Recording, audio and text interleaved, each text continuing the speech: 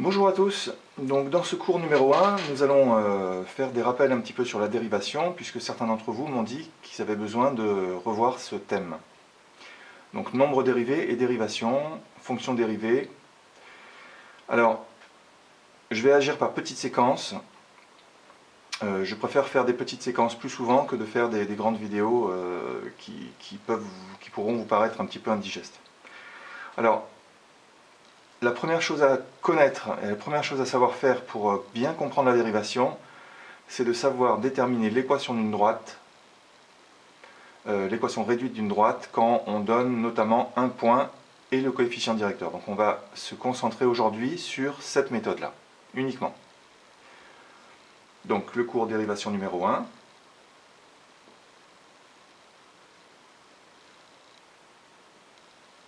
Voilà, c'est celui d'aujourd'hui. Alors je rappelle qu'une droite non verticale admet ce qu'on appelle une équation réduite du type, donc si on a une droite D dans un repère OIJ,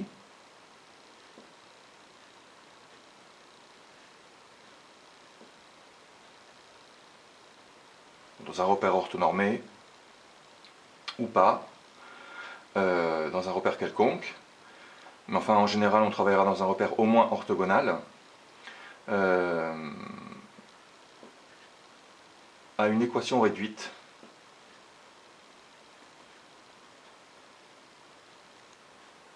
de la forme y égale ax plus b, où a c'est le coefficient directeur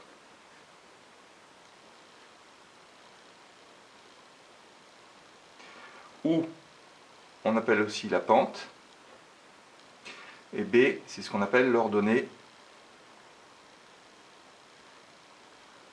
à l'origine, c'est-à-dire c'est l'ordonnée du point de la droite D qui se trouve sur l'axe des ordonnées, l'intersection en gros entre D et l'axe des Y, c'est le nombre petit b. Alors ça ce sont des rappels hein, évidemment. Je vais juste faire une remarque, c'est que il peut y avoir dans le cours sur la dérivation une confusion avec la lettre A, parce que la lettre A peut jouer aussi un autre rôle dans ce cours-là. Donc en fait, on peut, au lieu d'écrire y égale ax plus b, on peut aussi écrire y égale mx plus p, parce que les nombres m et p n'ont pas de rôle particulier dans le cours sur la dérivation. Et donc, en fait, m et a jouent le même rôle évidemment, et b et p jouent le même rôle.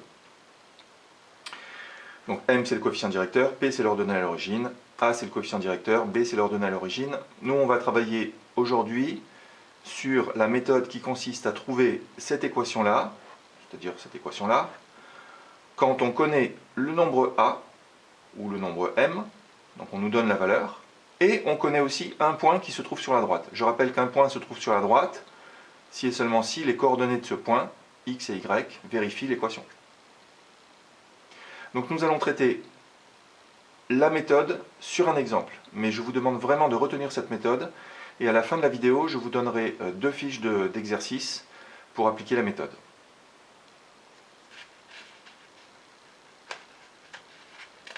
Voilà, quand j'aurai fini de travailler avec la page, voilà, donc la feuille suivante. Alors, méthode.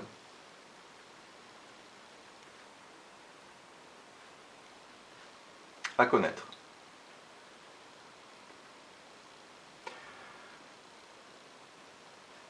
On donne petit m, donc on va travailler avec m et p, hein. On donne petit m égale 4. On donne le point A, c'est pour ça qu'on fait là, bon, il ne faut pas faire la confusion entre A et M là. On donne le point A de coordonnées moins 2 et 7. Et on demande de trouver l'équation réduite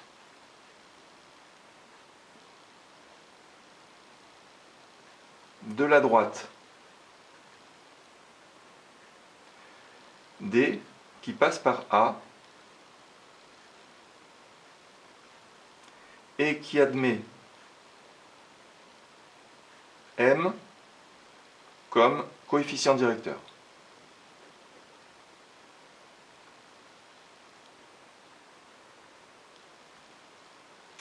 Alors, vu qu'on connaît M, la seule inconnue du problème, c'est petit p.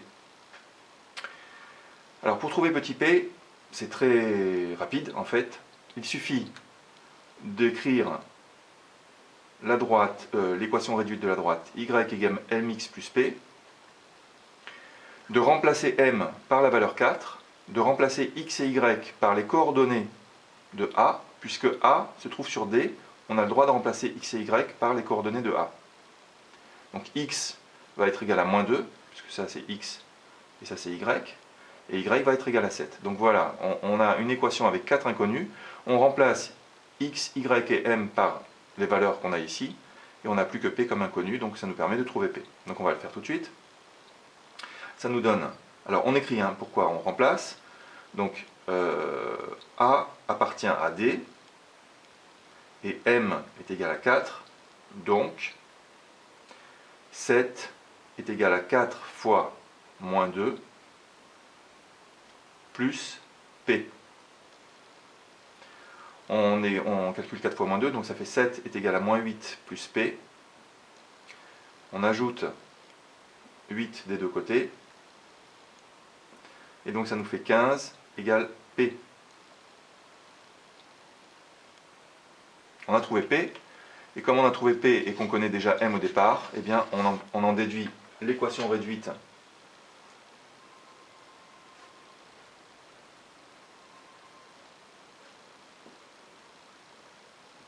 de D, et Y égale 4x plus 15. Voilà. Donc ça, c'est la méthode qu'il faut que vous connaissiez. Alors, peut-être que vous allez trouver ça facile, et bien j'espère. Parce que finalement, c'est une des deux compétences qu'on demande pour déjà commencer sereinement le cours sur la dérivation. La deuxième chose qu'il faut que vous sachiez faire, ce sont des lectures graphiques de coefficients directeurs.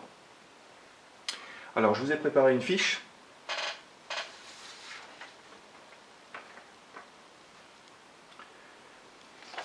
Voilà la fiche. Je vais juste vérifier, excusez-moi, je me lève. Je vais juste vérifier que vous la voyez. Absolument. Donc, l'idée, c'est qu'on a une droite D1 ici qui passe par deux points qui sont A et B, dont on peut lire les coordonnées, puisqu'on a le repère. Et on a une droite D2 qui passe juste par le point C, donc on n'a pas d'un autre point a priori, quoi. Alors l'idée, le problème, c'est de déterminer le coefficient directeur de chacune des droites. Alors, pour déterminer le coefficient directeur d'une droite, il y a deux méthodes. Il y a une méthode qui est un petit peu calculatoire, notamment quand on connaît les deux points A et B. Alors quand on connaît les deux points A et B, on lit les coordonnées de A et B. Donc là, par exemple, le point A a pour abscisse 1. Et pour ordonner 1, 2, 3 et 4. Le point B a pour coordonnées, donc l'abscisse c'est 2. Et l'ordonnée c'est 2. Quand on connaît les coordonnées des deux points, on peut tout à fait calculer le coefficient directeur de la droite AB, de la droite D1, en utilisant la formule que je vais vous donner tout de suite. Donc j'enlève les points, j'enlève le graphique, mais je vais remettre sur la feuille les coordonnées des points. Donc, je vais changer de feuille. Donc méthode de calculer M. Alors calculer M, premièrement, si on connaît deux points. Donc le point A ici, il a pour coordonnées 1 et 4. Le point B a pour coordonnées 2 et 2. Et pour calculer M, eh bien, il suffit d'appliquer la formule M est égal à YB moins YA sur XB moins XA. Donc vous retenez par cœur, s'il vous plaît, je vous en supplie, vous retenez par cœur cette formule. Elle est utile pour les fonctions affines, elle est utile pour les équations de droite, elle est utile pour la dérivation. Donc ici, nous calculons le nombre m, donc y de b, ben, c'est 2, y de a, c'est 4, 2 moins 4, sur xb moins xa, 2 moins 1. Donc ça fait moins 2 sur 1, c'est égal à moins 2. Donc petit m égale moins 2. Voilà comment on calcule, en connaissant deux points, comment on calcule le coefficient directeur d'une droite. Après, vous allez me dire, bon, maintenant, comment on fait pour déterminer l'équation de la droite? Ben, regardez bien, on a un point, on a le coefficient directeur. Pour déterminer l'équation de la droite, eh bien, on applique la méthode qu'on vient de voir à l'instant, c'est-à-dire la méthode qui consiste à écrire donc l'équation de D maintenant. Là, c'est le premier point. Le deuxième point, équation de AB. Eh bien, on a y égale mx plus p. On sait que m vaut moins 2. On sait qu'on peut remplacer x et y par les coordonnées de A. On pourrait aussi remplacer par les coordonnées de B, hein, c'est pareil. Donc, si on remplace par les coordonnées de A, ça nous fait 2 fois 1 plus p, et y vaut 4. Donc, ça nous fait 4 égale moins 2 plus p. Donc, p égale 6. Parce que, ici, j'ai ajouté 2 des deux côtés. Hein. Donc, la droite AB a pour équation y égale moins 2x plus 6. Voilà. Ça, c'est la méthode pour calculer m. C'est-à-dire, c'est la méthode pour calculer m dans le cas où on nous donne 2 points. C'est une méthode calculatoire, ce n'est pas une méthode graphique. Alors, la méthode graphique, je vais tout de suite vous la donner sur l'exemple numéro 2. Donc, je vais revenir sur le graphique. Et nous avons la droite D2. Je vérifie encore que vous voyez bien le graphique. Oui. Donc, la droite D2, elle passe par le point C. Alors, le point C, il a pour coordonnées moins 1, moins 2, moins 3, moins 4. Et pour ordonnées 1, 2 et 3. Donc, le point C, il a pour coordonnées moins 4 et 3. Mais en fait, ce n'est pas tellement les coordonnées de C qui vont nous intéresser déjà dans un premier temps pour déterminer le coefficient directeur. Pour déterminer le coefficient directeur, il suffit de prendre un autre point qui tombe juste sur le quadrillage. Donc par exemple, je vais prendre ce point-là, que je vais appeler D. Peu importe ses coordonnées, je vais prendre ma règle et je vais tracer un triangle rectangle dont l'hypoténuse est CD.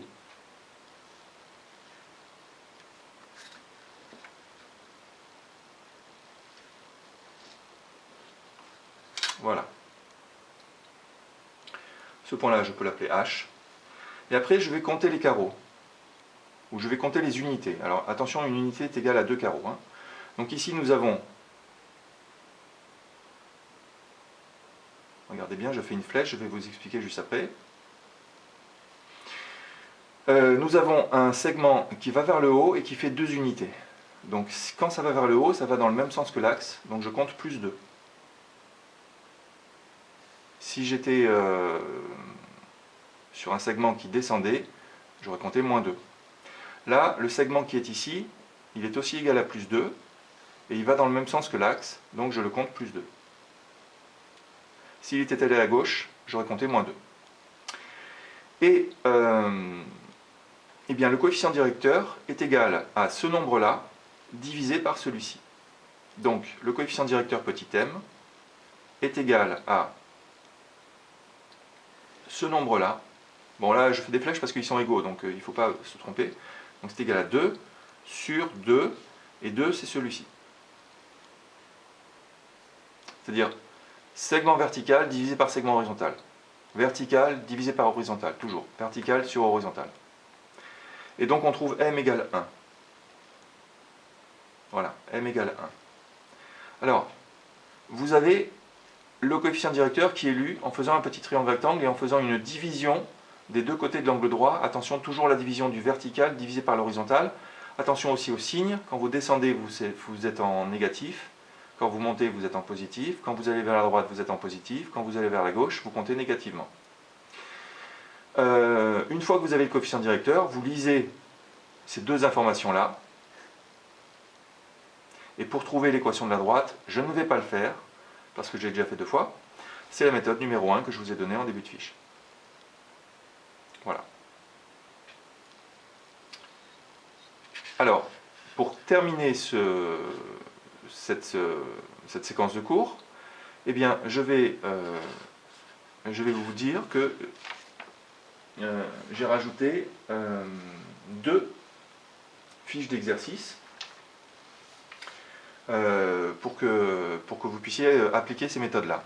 Alors, ces 2 fiches d'exercice, il faut d'abord que je les trouve dans mes documents. Enfin, en tout cas, pendant que je les cherche, je vous précise que ces 2 fiches seront disponibles en PDF sous la vidéo. Voilà donc la fiche numéro 1. Donc vous avez 2 exercices. Déterminer l'équation réduite des droites dans chacun des cas suivants. Donc là, on a un point, on a la pente qui est égale à 3. Donc on a le coefficient directeur, on a le point.